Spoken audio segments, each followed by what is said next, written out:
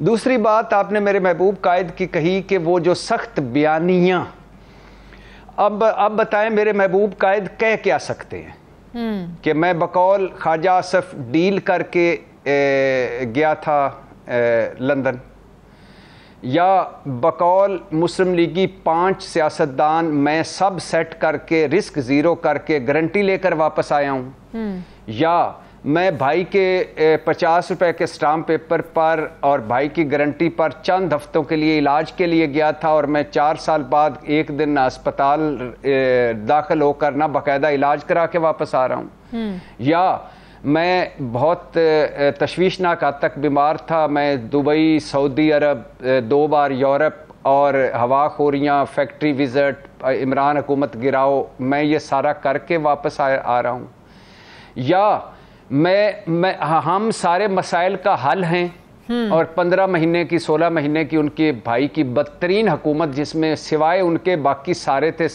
झारा पहलवान, इसहाक डार समेत, तो परफॉर्मेंस पे बात करेंगे, या मैं वोट को इज्जत देने आ रहा हूँ जिसका वो जनाजा खुद पढ़ा चुके और दफना चुके, इस पे बात करेंगे। तो लिहाजा वो एज यूजुअल जाली इनकलाबी बनेंगे, एज यूजुअल एक झूठा इंतखाबी बयानियां घड़ेंगे। चलें, अगर झूठा है और शौरी तौर पर वो ये बयानियां बना रहे हैं तो शहबाज शरीफ को अचानक वापसी की जरूरत क्यों पेश आई? फिर वो अगला मैं करता हूं, वो आगे करता हूं। अच्छा, लिख कर रख लें कि मेरे महबूब कायद अगर वजीर आजम बन भी गए तो ना उन्होंने इनका एहतसाब करना है, ना वो इन मुजरमों का एहतसाब कर सकते हैं, और ना एक मुजरम कभी मुजरम का एहतसाब कर सकता है। अगर ये मुजरम है, अगर वो तो हैं ही खैर, और ना वो करना चाहते हैं। लिहाजा वो वापसी पर बात क्या करेंगे कि मैं चांद पे, मेरा और हम और इंडिया दोनों चांद पे इकट्ठे निकले थे, तो दरमियान में इन 5-6 लोगों ने हमारे तैयारे को वापस हाईजैक कर लिया, वो चांद पे पहुंच गया। इस तरह का झूठा इंतखाबी बयानिया होगा। 3 सवाल करने के बाद मैं शहबाज शरीफ पे आता हूँ। मैं अपने महबूब कायद से 3 सवाल मुसलसल पूछ रहा हूँ जी।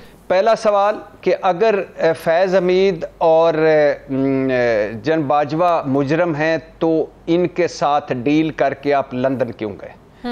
दूसरा सवाल, अगर जन बाजवा मुजरम हैं तो इनको कुरान पर हलफ लेकर एक्सटेंशन क्यों दी?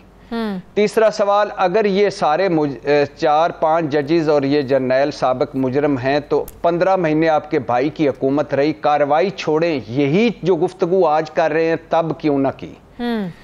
और जो जजेस और जर्नैलों में कोई एक बंदा ऐसा लाएं जिसने जो पैनामा लीक्स लाया हो, जिसने 3 आपसे झूठी टीवी तकरीरें कराई हों, 5 बच्चों के झूठे इंटरव्यूज कराए हों, जनाब स्पीकर की झूठी तकरीर करवाई हो, सुप्रीम कोर्ट में जालसाजी करवाई हो, कैलबरी फाउंट लाया हो, झूठी ट्रस्ट डील लाया हो, या कतरी खत लाया हो, या आपके सबूतों भरी ट्राली उसने ज़ाया करवा दी हो।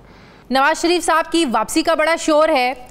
एक तरफ उनकी वापसी की तैयारियां, पार्टी क़यादत में इख्तलाफ कि उनको रैली की सूरत में लेकर जाना है, 10 लाख बंदा उन्होंने इकट्ठा करना है, मीनार पाकिस्तान में फ़कीदुल मिसाल इस्तकबाल और जलसा होना है। दूसरी तरफ हैरानगी की बात यह है, एक तरफ वापसी की बात है, दूसरी तरफ इतना सख्त बयानिया, वो बयानिया जो बनाकर वो यहाँ से गए थे, उसी बयानिए के होते हुए, अपनाते हुए क्या उनकी वापसी हो सकती है? पहली बात तो ये है कि मुस्लिम लीगियों को 10 लाख बंदे नहीं इकट्ठे करने होंगे, बल्कि 9,99,999 होंगे। एक बंदा मैं हूं जो ज़हनी तौर पर तैयार है। दफ्तर से मैंने 3 छुट्टियां ले ली हैं। पहला एक दिन तैयारियां करूंगा, अगली एक दिन थकावट उतारूंगा और एक दिन उनका इस्तकबाल करूंगा। ठीक। मेरा महबूब कायद लंदन से वापस आ रहे हैं, अपने आबाई वतन से वापस आ रहे हैं। मेरे महबूब कायद, मैंने तरीके पाकिस्तान नहीं देखी, मैंने इमाम खुमैनी की वापसी नहीं देखी, तो मैं ये एक चांस मिस नहीं करना चाहता। मैं पूरी कौम को कहना चाहता हूँ मेरे महबूब कायद के इस्तकबाल के लिए निकलें। अच्छा। इससे तारीखी और सुनहरी मौका कोई। ये कब हुआ? दूसरी बात, ये कब हुआ भट्टी साहब, ये तब्दीली कब आई? ये आ चुकी है, तब्दीली आ नहीं रही, आ चुकी है। और ये महबूब कायद की किस्मत और नसीब देखकर, महबूब कायद को लगी दुआएं देखकर, महबूब कायद को डीलों ढीलों का मास्टर होना देखकर, महबूब कायद को अज़ बकलम खुद, यानी मैं लंदन जब गया पहली मरतबा भी, तो मैंने महबूब कायद का जो दरबार है वो देखकर, हाइड पार्क के करीब से उनको फिरकर, शाहरुख खान अदाकार के साथ जुड़ा घर उनका देखकर, तो उसके बाद तब्दीली क्या, छोड़िए, ये तो अब पुरानी बात हो गई है। पहली बात, अब आ जाए शहबाज शरीफ साहब पर। शहबाज शरीफ साहब को जो सुना जा रहा है, जो लीगी आप भी बताते हैं ऑफ द रिकॉर्ड कि उनको मैसेज दिया गया है कि भाईजान कोई खौफ खुदा करें, आप वापस आ रहे हैं और ये जो हालात हैं, जो वाक़यात हैं, आप करते रहें इस तरह की बातें, लेकिन खौफ खुदा करें, एक ये। और दूसरा, बहुत सारे अभी इफ्स एंड बट्स हैं नवाज शरीफ साहब की वापसी के हवाले से, तो वो भी समझाने गए हैं। और तीसरा, मुस्लिम लीग में एक धड़ा बन रहा था, उस धड़े का बताने गए हैं। और चौथा, मुस्लिम लीग की जो तैयारियां और जो बाकी सारा था उस हवाले से जो दरपेश रुकावटें हैं उसका बताने गए हैं। तो बहुत सारी बातें हैं जो वो पहुंचाने गए हैं। मफामती भाई जो कल कह रहे थे मैं आंखों का तारा हूँ, हाँ मैं आंखों का तारा हूँ, मैं राज दुलारा हूँ, मैं जब मेरा भाई जाए फंस मैं उसका वायद सहारा हूँ, तो वो गए हुए हैं। अब बात सिर्फ इतनी सी है और सादा सी है कि नवाज शरीफ साहब वापस आ रहे हैं। अच्छा, इनकी वापसी को आप लेवल प्लेइंग फील्ड के तौर पर देखते हैं, क्योंकि बिलावल भुट्टो भी अब शिकायत करना शुरू हो गए हैं लेवल प्लेइंग फील्ड के हवाले से कि उधर भी लेवल प्लेइंग फील्ड होनी चाहिए, तो क्या उनकी वापसी को आप इसी तनाजुर में देख रहे हैं नवाज शरीफ की?